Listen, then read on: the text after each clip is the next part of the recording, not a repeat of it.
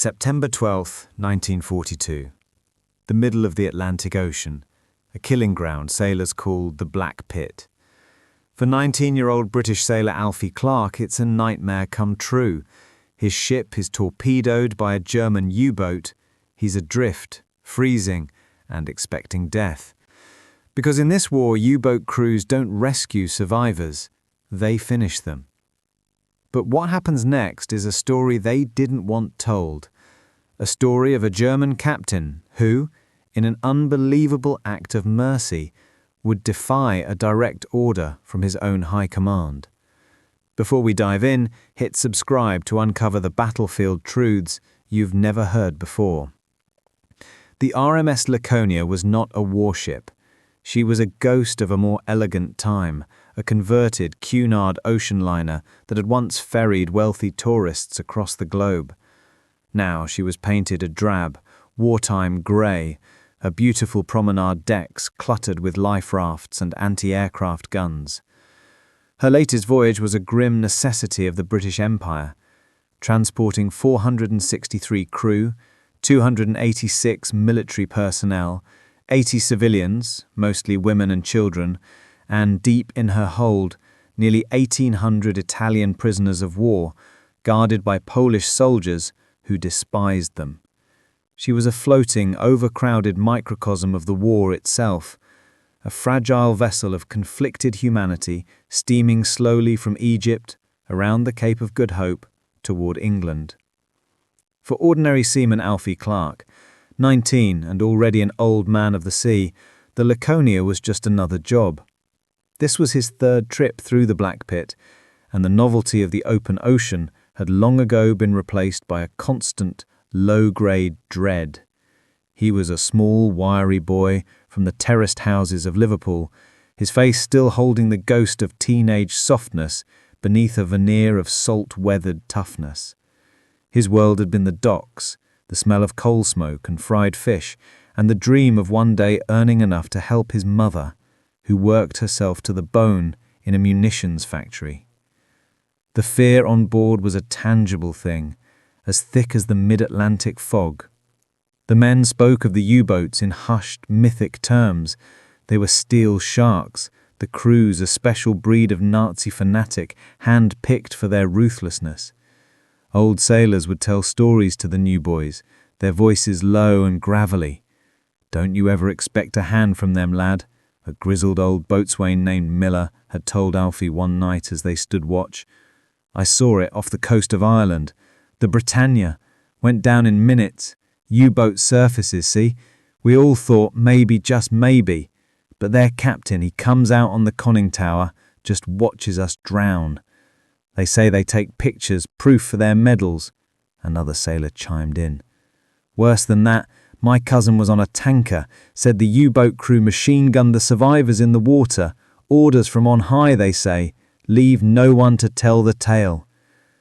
These stories were the currency of their fear, the propaganda that fueled their hatred and steeled their resolve. The enemy was not human, he was a monster who lurked beneath the waves, a creature of pure predatory evil. To expect mercy from him was not just naive, it was suicidal. On the evening of September 12th, the sea was unnervingly calm. The water a sheet of dark, polished glass under a sky with no moon. The Laconia, unescorted and running a zigzag pattern, felt terribly alone. Alfie was off duty, trying to read a worn copy of Treasure Island in the dim light of the mess hall, the gentle thrum of the ship's engines a comforting, constant presence. At 8:07 p.m., the world ended. There was no warning, just a violent, catastrophic impact that lifted the entire 20,000-ton ship from the water and threw it sideways. The sound was not a bang, but a deep, guttural roar, a noise that felt like the planet itself was being torn apart. Alfie was thrown from his bench, his head cracking against a steel bulkhead. For a moment he was stunned, the air filled with the shriek of tortured metal and the deafening hiss of high-pressure steam. The lights went out, plunging the mess hall into absolute terrifying darkness. The deck was tilting at an impossible angle. Men were screaming, their voices a mixture of pain and pure animal panic. A second explosion deeper within the ship rocked them again. This one was followed by the horrifying, unmistakable smell of cordite and burning oil. "She's going down! We're going down!" someone shrieked in the dark. Training took over. The blind, panicked scramble for the lifeboats was a chaotic Darwinian struggle. Alfie, his head bleeding, his mind a fog of shock, found himself swept up in a human tide, scrambling up the canted companionways toward the open deck. The scene that greeted him was a vision from Dante's Inferno. The ship's stern was already slipping beneath the waves. One of the massive funnels had collapsed, crushing a lifeboat station. Flames licked up from the engine room, casting a hellish, flickering orange light on the chaos. He saw the faces of the women and children, their eyes wide with a terror he would never forget.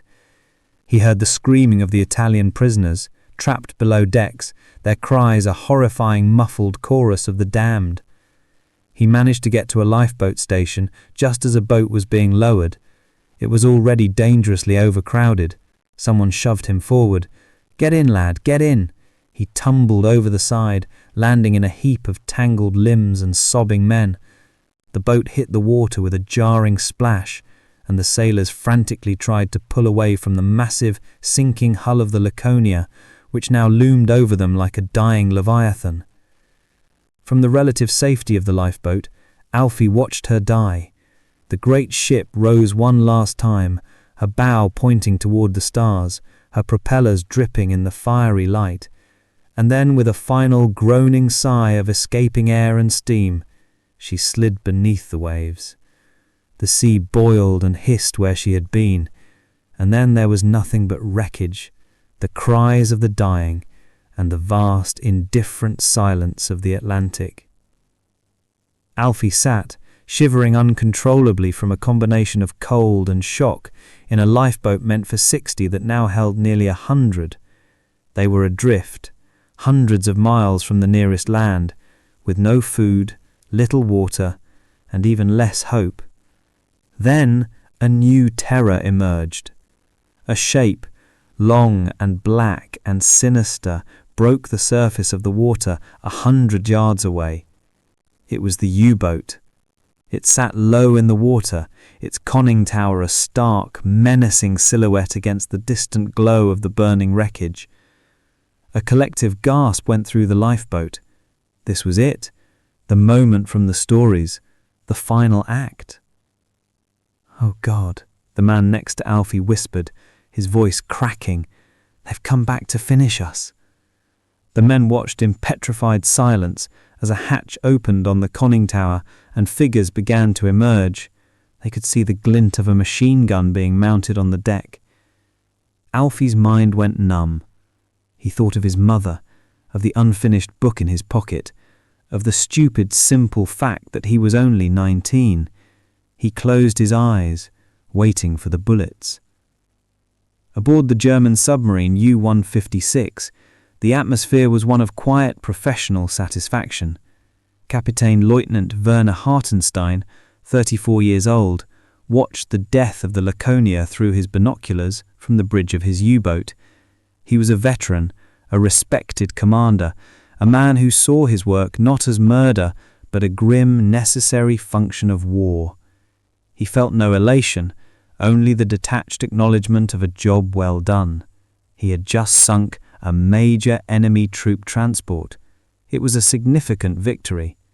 "Target sunk, Herr Kapitän," his first watch officer Mannesmann reported, his voice crisp. "2 torpedo hits. She went down in under an hour." "Very good," Hartenstein replied, his gaze sweeping over the debris field. The cries of the survivors carried faintly across the water, a sound he had long ago trained himself to ignore. It was the unfortunate but unavoidable soundtrack of his profession. His duty now was to confirm the ship's name for the official war diary and then submerge, slipping away into the depths before Allied patrol craft could be vectored to their position. He brought his U-boat closer to the wreckage, maneuvering carefully through the floating flotsam. Through his binoculars, he scanned the flotsam, looking for a piece of wood with the ship's name or an officer's cap, anything to confirm the kill. That's when he heard it. It was different from the desperate cries of drowning men. It was a language he understood. Aiuto, aiuto, camerati, Italian. Hartenstein lowered his binoculars, his brow furrowing. He listened again. The calls were coming from several lifeboats. Italiano, siamo soldati. We are soldiers. He turned to his watch officer. Did you hear that? Yes, Herr Kalun. Italians. A cold knot of unease began to form in Hartenstein's stomach. The pre-attack intelligence had identified the Laconia as a troop transport. There had been no mention of prisoners of war. He swept his binoculars over the lifeboats again, this time looking at the occupants. In the flickering light of the flames, he could see them now. Not just the khaki of British soldiers, but the distinctive uniforms of the Italian army.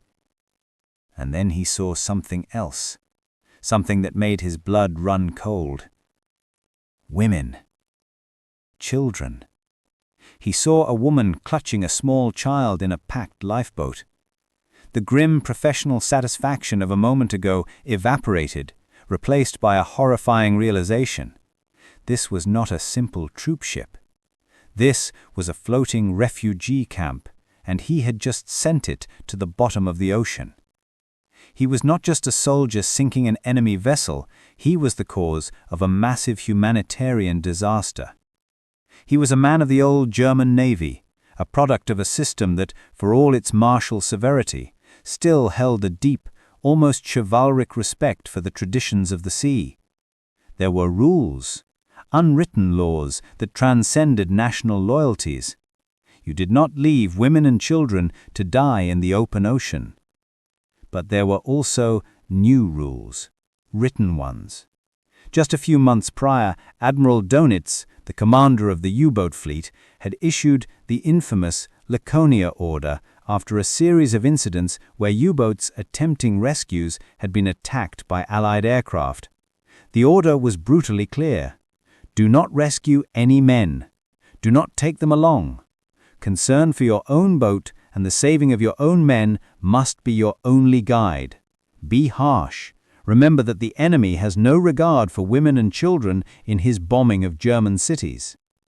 Werner Hartenstein was now standing at the precise intersection of his conscience and his career, between the ancient laws of the sea and the harsh, new orders of his Führer.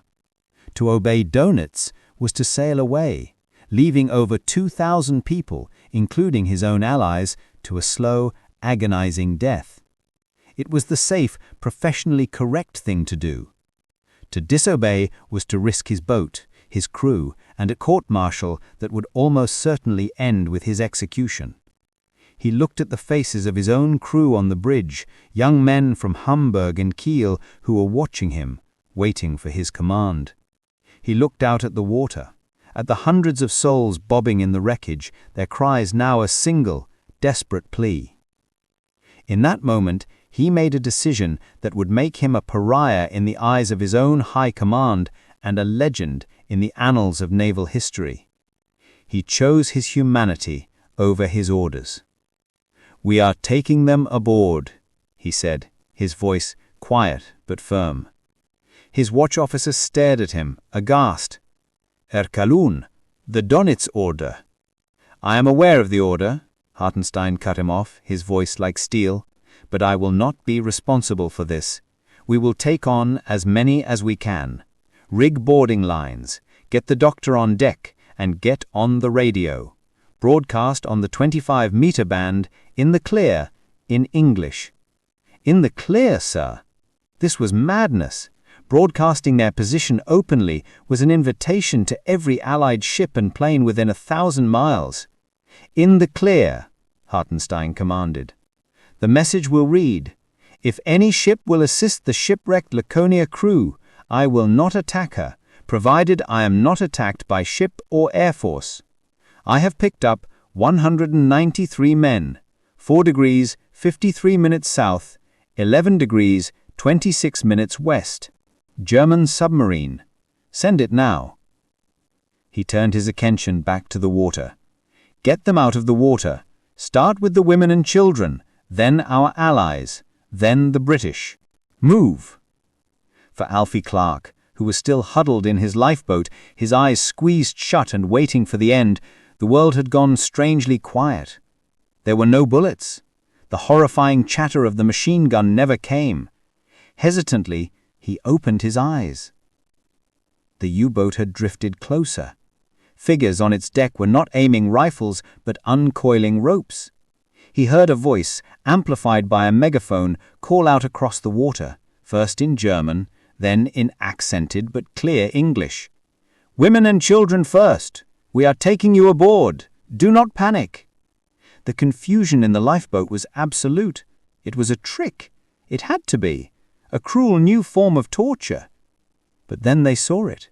A rope snaked through the air and landed with a splash near their boat. A German sailor on the U-boat's deck was gesturing to them, pointing at a woman who was sobbing hysterically. Slowly, disbelievingly, the men in Alfie's boat began to move. They helped the woman and her small child to the side. The German sailors on the U-boat's deck helped pull them aboard the very submarine that only an hour ago had been their executioner. Then the ropes came for them. Alfie felt a rough, calloused hand grab the collar of his soaked uniform and haul him out of the boat and onto the narrow, slippery deck of the U-boat. He collapsed, shivering, coughing up salt water, his mind unable to process what was happening.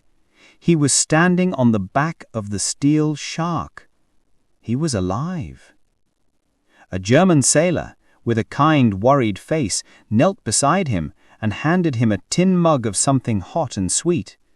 It was coffee. Alfie drank it, the warmth spreading through his frozen body. He looked at the man who had saved him. The German sailor smiled, a simple, human gesture that shattered every piece of propaganda he had ever been taught. The monster had a human face, and in that moment, Alfie's terror was replaced by a new, more profound and deeply unsettling emotion: gratitude. The interior of the U-156 was a claustrophobic alien world. To Alfie, who was used to the relatively spacious corridors and compartments of the Laconia, it was like being swallowed alive and descending into the belly of a mechanical whale. The air was thick with the overpowering smell of diesel fuel, unwashed bodies, and cooking cabbage, a scent that would forever be burned into his memory. Every square inch of space was crammed with pipes, valves, and complex machinery, all of it humming with a low, menacing energy. He was guided down a narrow ladder, through a circular hatch, and into the submarine's forward torpedo room. The space was already crowded with other survivors. British soldiers, merchant seamen, and even a few of their former Polish guards were huddled together, their faces a mixture of shock, relief, and profound disorientation. They were prisoners, but they were also patients. A German medic, a young man with wire-rimmed glasses and a perpetually hurried expression, moved among them, handing out bandages and sulfur powder. Alfie found a small space to sit on the floor, his back against the cold, curved steel of the hull. He could feel the deep, resonant vibration of the diesel engines through his bones. He was inside the monster. He looked at the massive torpedoes nestled in their racks, sleek, bronze-colored cylinders of death. One of these, he thought with a jolt, was the very instrument that had killed his shipmates. The proximity to the weapon was nauseating. Yet there was no hostility from the German crew. They moved through the crowded compartments with a practiced, almost balletic efficiency, stepping over and around the survivors as they went about their duties. They were young, most of them no older than Alfie himself. They had the pale, almost translucent skin of men who lived their lives deprived of sunlight. They looked not like the fanatics from the posters, but like tired, overworked factory hands. One of them, a boy with a shock of blonde hair, saw Alfie shivering and without a word handed him a rough wool blanket. The hours that followed were a surreal dream. More and more survivors were brought below. Soon every available space was filled. Men lay in the corridors, on the torpedoes, in the tiny mess hall. The U-boat, designed for a crew of 50, was now carrying over 200 people. The air became thick and foul, the heat from the bodies and the machinery almost unbearable. But the most shocking sight was on the U-boat's deck. Hartenstein, unable to bring everyone below, had ordered the rest of the survivors to cling to the outside of the submarine. Over 200 more people, British, Italian, Polish, crammed onto the narrow deck and conning tower, a human cargo clinging desperately to the hull of their rescuer. He had turned his state-of-the-art weapon of war into a clumsy, overburdened, and incredibly vulnerable. What had him been thinking? His open radio broadcast had been an act of unbelievable recklessness. He had not only revealed his position to the enemy, but he had also openly confessed to his own high command that he was disobeying a direct order. The response from Admiral Donitz was not long in coming. A coded message, for Hartenstein's eyes only. It was brutally concise. No rescuing. Cease all rescue efforts immediately. Disperse all survivors. Resume patrol. Hartenstein read the message, his face grim. He was now not just a rescuer, but a declared renegade. He was alone, in the middle of the ocean, with hundreds of lives in his hands, condemned by both his enemies and his allies. But he did not disperse the survivors.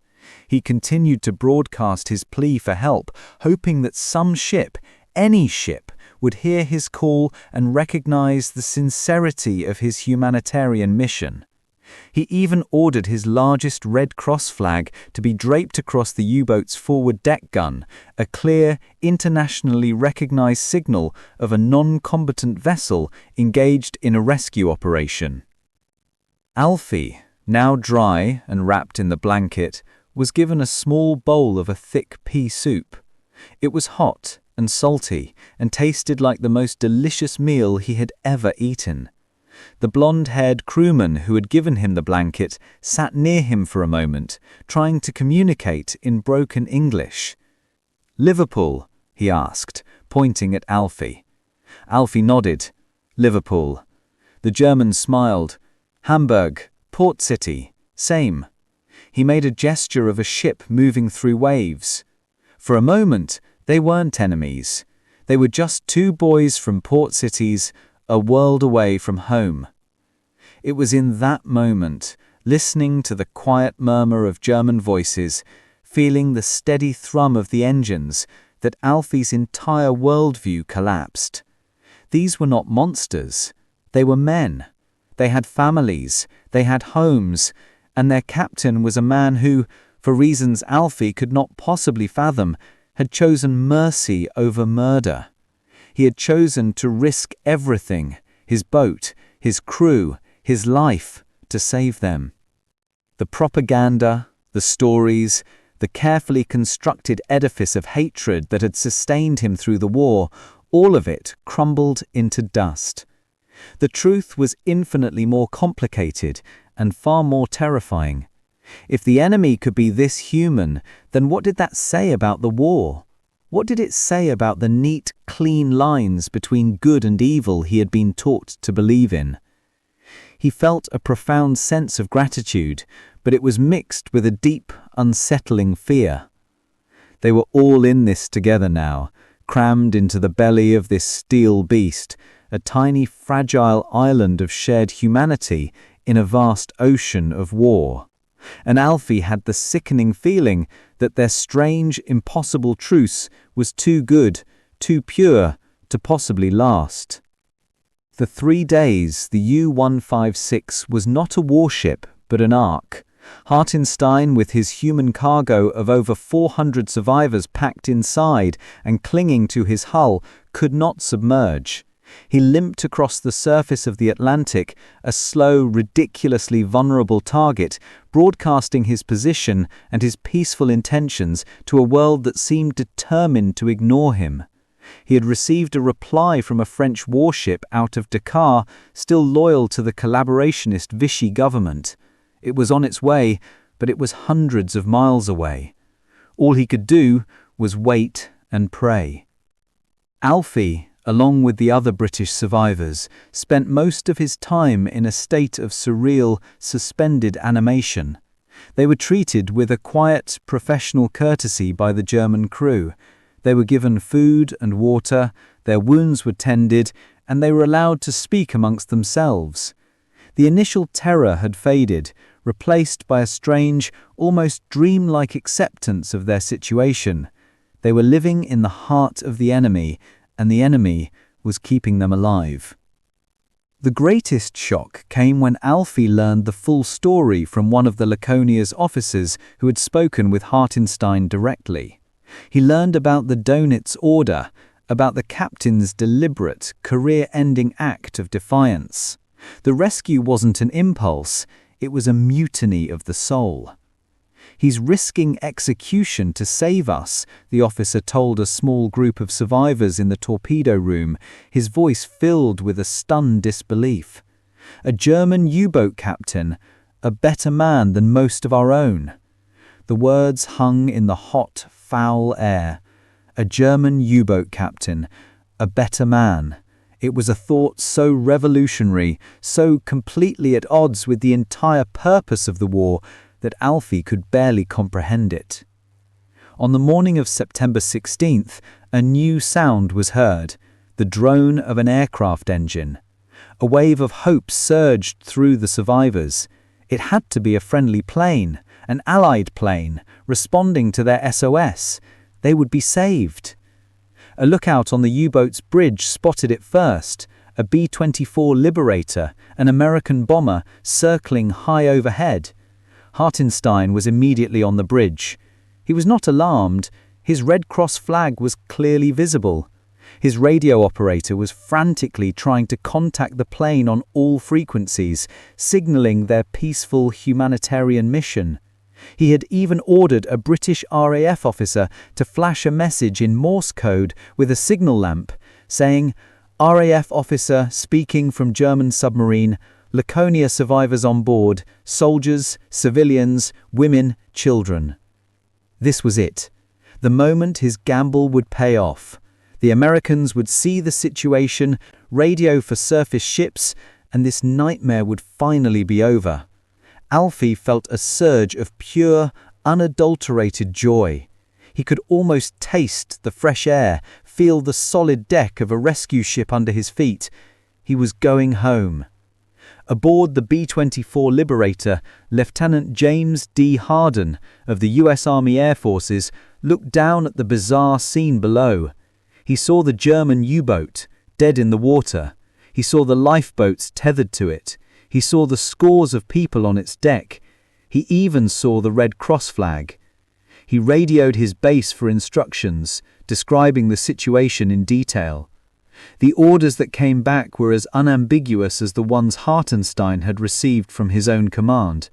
Under sitting orders of the USAF, all German U-boats were to be considered hostile targets and were to be attacked on sight. No exceptions. The flag, the survivors, it could all be a trick. The base commander's reply was simple: sink sub. Harden, a young man just following orders, banked his plane and began his bombing run. On the bridge of the U-156, Hartenstein watched in horror as the American bomber lowered its nose and flew directly towards them. "They are going to attack," he screamed. "Everyone off the deck! Get back into the water! Clear the decks!" Panic erupted. The survivors who had been clinging to the hull for 3 days threw themselves back into the ocean. Lifeboats frantically tried to cut their tethers. Alfie, deep inside the U-boat, felt a series of violent, jarring explosions that were terrifyingly close. The lights flickered and died, the boat shuddered, and he was thrown against a bulkhead. The air filled with the screams of the wounded, both British and German. One of the bombs had been a direct hit on a lifeboat being towed behind the sub. Another had landed just beside the hull, rupturing a ballast tank. The U-156 was critically damaged. She was taking on water and could no longer steer properly. Hartenstein knew he had only one choice. To save his own boat and his own crew, he had to do the one thing he had fought so hard to avoid. He had to submerge. The order was given. Abandon survivors. Prepare to dive. Dive, dive, dive. The German crew, with tears in their eyes, began to push the remaining survivors up the ladders and out of the hatches. Out, out. We are sorry. We must dive, a German sailor shouted at Alfie, his face a mask of anguish. Alfie was shoved up the ladder and out onto the deck, into a world of smoke, fire and screaming. He saw the American bomber circling for another pass. He saw the water filled with the desperate, struggling forms of the very people who had been rescued only moments before. He jumped. The cold shock of the Atlantic was a brutal awakening from the surreal dream of the past 3 days. He surfaced, gasping, and saw the U-156, its deck now clear, slowly, painfully begin to slip beneath the waves. The last thing he saw was the face of Werner Hartenstein on the bridge, looking out at the carnage he had unwittingly caused, his expression one of absolute, soul-shattering despair. Then the submarine was gone. Alfie found a piece of floating wreckage and clung to it, his body numb, his mind broken.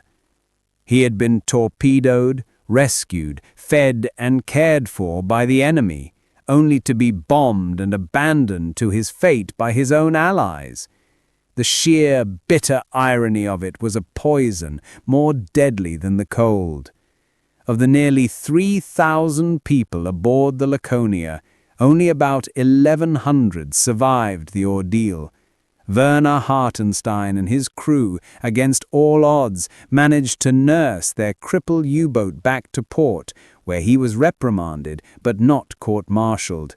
His actions deemed a mistake, but not an act of treason.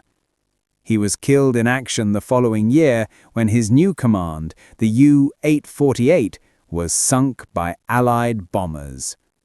The Laconia Incident had one final brutal legacy. In its aftermath, Admiral Dönitz issued a revised, even harsher order forbidding any U-boat commander from ever attempting a rescue again, under any circumstances. The small window of mercy that Werner Hartenstein had tried to open in the brutal war at sea was slammed shut forever. Alfie Clarke was one of the lucky ones. He was picked up days later by the French ship, delirious but alive. He would spend the rest of his life haunted by the memory of those 3 days, by the kindness of the blonde-haired boy from Hamburg, by the impossible courage of a German captain, and by the devastating battlefield truth he had learned in the belly of the beast, that in war, the most dangerous thing you can be is a good man.